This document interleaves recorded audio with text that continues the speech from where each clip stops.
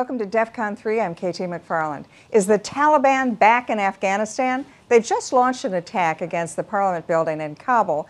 And is it a demonstration that they're back and they're top bad dog? Well, joining me to discuss is John Hanna with the Foundation for the Defense of Democracies and formerly a senior official in the Bush and other administrations. And also from the ground perspective is Ben Collins, a former Army Green Beret who served in Afghanistan. Let me turn to you first, John. What do you make of this? We thought we'd done with the Taliban, but now they're back? Oh, for sure. I don't think they ever went away.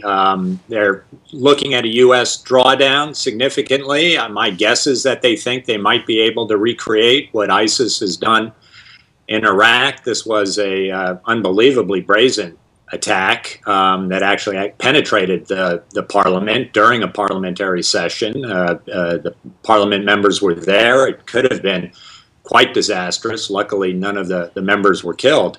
But this is very much the Taliban putting down their marker. They're on an offensive elsewhere in Afghanistan, picking up territory. The Taliban's back.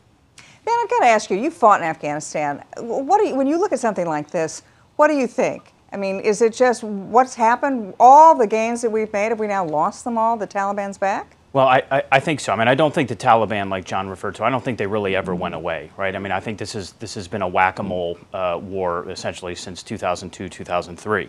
As U.S. or NATO and allied forces moved into one area, they would just scuttle away to another. And I think there's some real consequences with the drawdown and pulling the American forces back and certainly out. And now the Taliban almost has a much easier ability to rear its head, especially with the losses that the Afghan security forces have taken over the last year.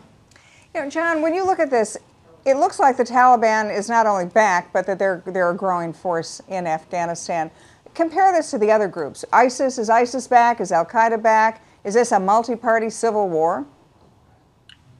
Well, there's no question that ISIS is a growing threat inside of Afghanistan. I suppose the only bright spot is that the people that ISIS seems to be attracting are disaffected Taliban, people who are looking for a slightly different cause and maybe even a more radical cause. And we've had indications that, in fact, there are Taliban commanders quite worried about the rise of ISIS and the fracturing of the radical Islamist jihadist movement inside of Afghanistan, and how it might affect their ability to take over once the U.S. drawdown is complete in Afghanistan. So, but none of this is good news for American. Whether these guys are competing or cooperating, they're both, all of them are dedicated terrorists looking to turn Afghanistan once again into a jihadist safe haven that is capable of controlling that territory and spreading out around the world, and ultimately, of course, attacking the United States and its allies and partners globally.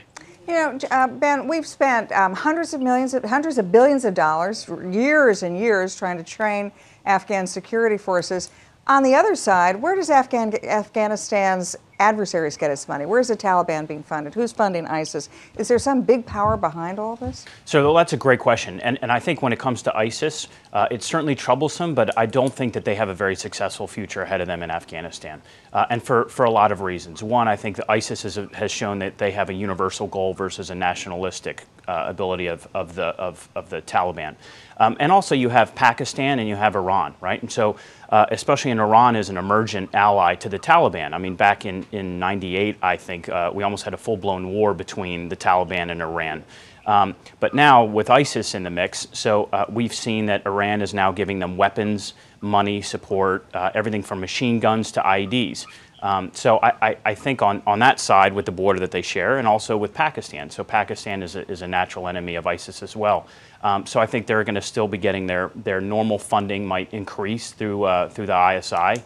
But overall, I think with two large forces, or two large countries with the resources that they certainly have. And look, to make matters worse, we've pulled our troops back, right? So the borders are a lot more porous, so people can come through Iran.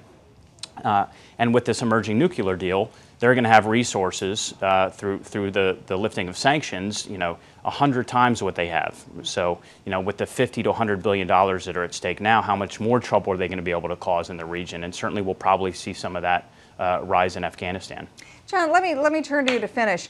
When you said, I'm intrigued by what you said, the Taliban never really went away. Are there foreign fighters in Afghanistan now, or are these Afghanis who have gone away and come back?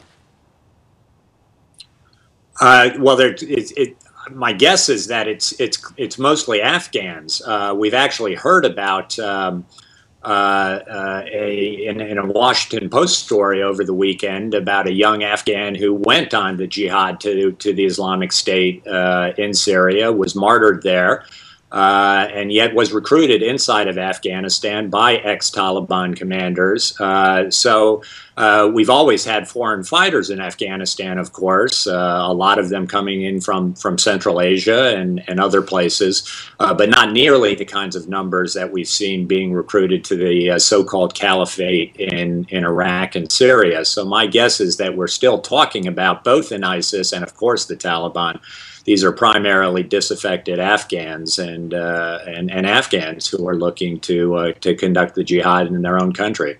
Let me finally turn to you, Ben. Are we headed for another multi-party civil war in Afghanistan that's going to last a decade? I think we're heading to the pre-Taliban era of the 80s, where I think some of the military efforts that belong to the separate warlords are gonna kind of rise to power again. As you know, certainly if we can't stand up a central government that actually has an effective national fighting force, then I think the reality is we're going to fall back to things the way they were about 25, 30 years ago. Well, not a great prognosis after a decade of fighting in Afghanistan. Thanks so much for joining us, John, Hannah, and Ben. And if you want any more about this topic or others, go to foxnews.com.